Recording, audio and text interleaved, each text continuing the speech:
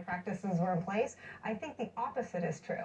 And what I think is amazing is that these companies quietly pulling back are some of the most successful ones. Are they saying that they only, I mean, to ruin the fabric of their own companies by pulling back policies that help them thrive is, to me, a smear on top of a smear. And to really deny the history of why we even have to raise the issue, because they use affirmative action to take care of their friends and their friends' kids who may not be qualified. But you can have somebody overly qualified that doesn't get the opportunity. Correct, because they didn't go to an Ivy League school or have four houses. Exactly. One of them that they took a whatever caboodle out to the Hamptons. I mean, that's DEI, right? And what's the irony of that is that DEI started as a phrase at the George Floyd. Those of us that was leading the George Floyd movement, we didn't come up with DEI. They named it that. We said show equity, and they started making all these pledges that they wouldn't live up to, and then acted like somebody was shaking them down. We would say do what is fair.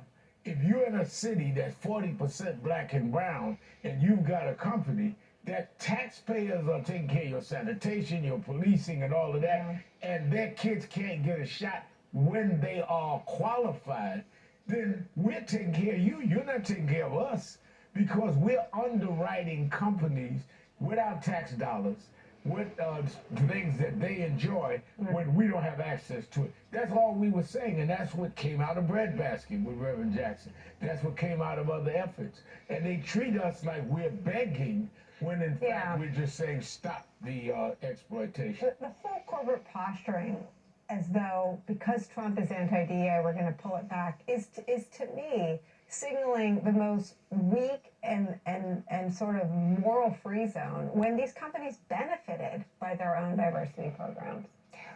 Yes, and every study shows that companies do better when they actually treat their workforce fairly. They recognize who their consumer base is and that it's diverse. And they ensure that that diversity is seen throughout the company, including in the C-suite. So I'm really grateful to Claire for calling that out. But I want to tell you how much worse it is. It's so much worse than this, because we literally were having conversations sometimes with companies saying, well, what about civil rights? You know, when we're talking about diversity, equity, inclusion, and also accessibility for people with disabilities who come in every race, that we are talking about programs created because of the Civil Rights Act of 1964. So the very thing that we know that our civil rights history has brought to all of us, including if you were a white man and you were short, and when we said police officers had to be over a certain height because they were discriminating against women, that's what the Civil Rights Act of 1964 helped white men do. That every single thing we won in order to ensure that we weren't discriminated against as black people actually helped everybody. And so, but now it's even hard to get companies to say that they support civil rights. That's the insidiousness of it. So to say that somehow diversity or companies won't say this? I can't say, but let me just say that I've heard She's right. They are running, but this is why when Donald Trump and his regime, because it is not administering, so I'm gonna call it a regime, starts using the federal government, whether it's the FCC chair or whether it's the SEC or the Department of Justice, weaponizes it against companies or law firms or colleges and universities or K through 12.